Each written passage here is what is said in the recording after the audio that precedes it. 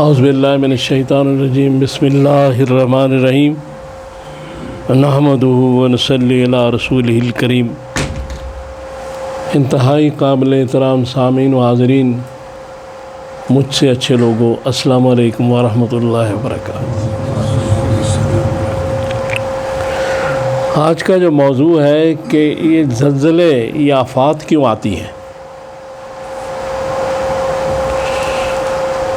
تو اس میں گزارش یہ ہے کہ سورہ انفال کی آیت نمبر 32 اور 33 جو ہے، اس میں یہ کافر یہ کہتے تھے کہ ترجمہ اس کا یہ ہے مفہوم کہ ہم اگر غلط ہیں تو ہم پہ عذاب کیوں نہیں آتا، کوئی پتھر کیوں نہیں برستے، کوئی اور مصیبت کیوں نہیں آتی۔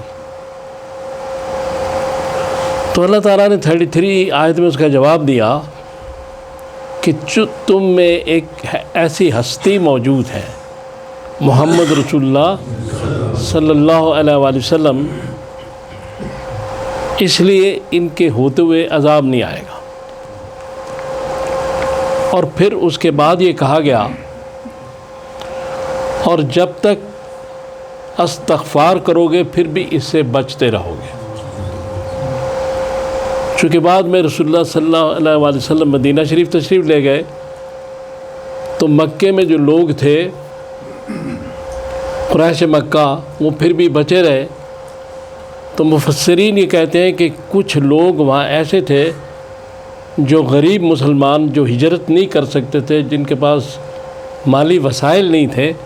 تو وہاں مکے میں رہتے ہوئے وہ استغفار کرتے تھے، تو استغفار کی وجہ سے وہ دوسرے لوگ بھی بچ جاتے ہیں۔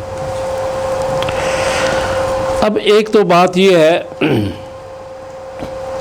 کہ حضور سرور کائنات صلی اللہ تعالیٰ علیہ وسلم کی برکت سے عمومی عذاب تو نہیں آئے گا، جیسے پہلے حضرت نوح، حضرت شعیب، حضرت لوط علیہم السلام جو تھے، ان کے دور میں عذاب آتے تھے اور نام و نشان مٹ جاتا تھا، ہر شے ختم ہو جاتی تھی، اور نبی کو وہاں سے نکال لیا جاتا تھا، یا وہ نبی کو قتل کر دیتے تھے، تو اس کے بعد وہ عذاب میں ہر شے ختم ہو جاتی تھی۔ لیکن حضور کی برکت سے یہ ہے کہ عمومی عذاب نہیں آئے گا، لیکن چھوٹے چھوٹے مختلف جگہوں پہ چیزیں آئیں گی۔ تو اس سے ظاہر یہ ہوتا ہے کہ یہ جو زلزلے آتے ہیں، جو اس وقت مختلف جگہوں پہ یہ کام ہو رہے ہیں، اس میں ہماری شامت اعمال شامل ہے، چونکہ ہم اپنے آپ کو اس طریق پر نہیں چلا رہے اور رسول اللہ صلی اللہ علیہ وسلم کے ان ارشادات کے پیچھے نہیں جا رہے جو آپ نے فرمائے۔ اس بارے میں ایک حدیث پاک ہے، تو وہ ذرا سن لیں۔ اس میں یہ کہا گیا ہے کہ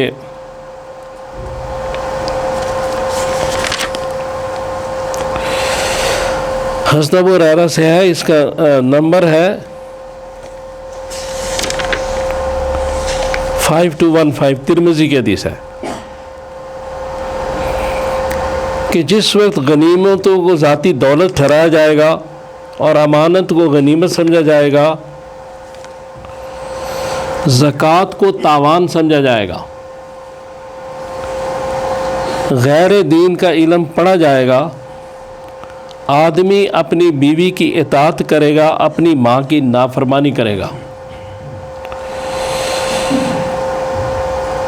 اور وہ اپنے دوست کو نزدیک کرے گا اور باپ کو دور رکھے گا، مساجد میں آوازیں ظاہر ہوں گی، اور فاسق و فاجر شخص اپنے قبیلہ کا سردار بن جائے گا،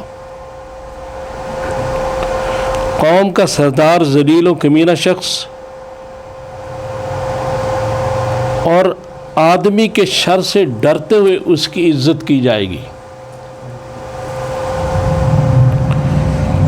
گانے بجانے والیاں اور باجے ظاہر ہوں گے،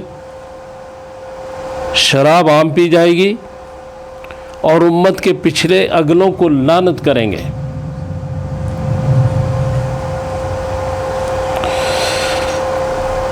اس وقت سرخ ہوا کا، زلزلوں کا اور زمین میں دھنس جانے، صورتوں کے تبدیل ہو جانے، پتھروں کے برسنے اور پے در پہ نشانیوں کے ظاہر ہونے کا انتظار کرو، یہ رسول اللہ صلی اللہ علیہ وسلم نے فرمایا۔ جیسے جواہر کی لڑی کا ڈورا ٹوٹ جائے اور اس کے دانے پہم گرنے لگے۔ یہ ترمذی کی حدیث ہے اور لفظ بلفظ میں نے اسی طرح پڑھی ہے جیسے اس جلد سوم میں یہ حدیث درج ہے۔ تو اب اس سے یہ باتیں ظاہر ہو رہی ہیں کہ کیا یہ چیزیں جو اس حدیث میں بیان کی گئی ہیں،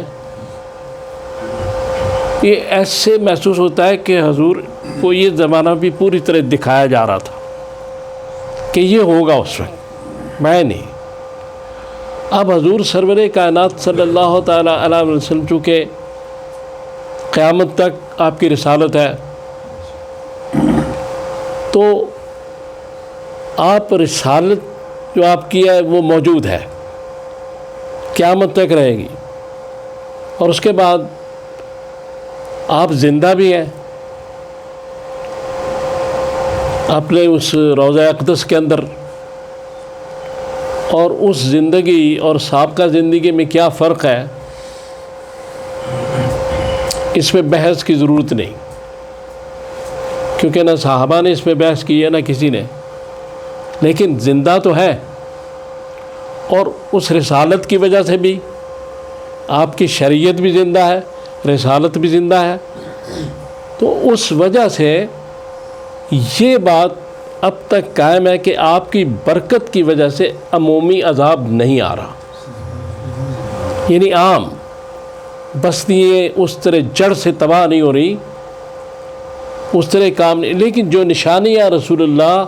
صلی اللہ علیہ وسلم نے بتائی ہیں، ان نشانیوں کو آپ دیکھ لیں کہ ان نشانیوں کی وجہ سے یہ زلزلے آتے ہیں، یہ عذاب آتے ہیں، یہ سیلاب آتے ہیں، یہ چیزیں آتی ہیں، حضور کی امت پر بھی آتی ہیں، لیکن بچنے کا ایک ہی طریقہ ہے، اور وہ بڑی پاورفل چیز اللہ نے انسان کو عطا فرمائی ہے، وہ ہے استغفار، توبہ، یعنی استغفار کر کے تو اللہ تعالیٰ کی طرف رجوع کرے۔ توبہ کا مقصود ہے رجوع کرنا، استغفار کرے اور اللہ کی طرف رجوع کرے، ان چیزوں سے، ان آفتوں سے، ان زلزلوں سے، ان سے بچنے کے لیے۔ اور پھر علماء دین یہ بھی کہتے ہیں کہ جو لوگ ان زلزلوں میں بچ کر اپنی اصلاح کر لیتے ہیں، ان پر یہ آزمائش تھی، اور جو لوگ اسی ڈگر پر چلتے رہتے ہیں جس پر پہلے تھے تو ان کے لیے عذاب تھا۔ لہذا یہ بات سمجھ لینی چاہیے کہ عمومی عذاب تو نہیں آئے گا، لیکن ہماری جو شامت اعمال ہے اس کی وجہ سے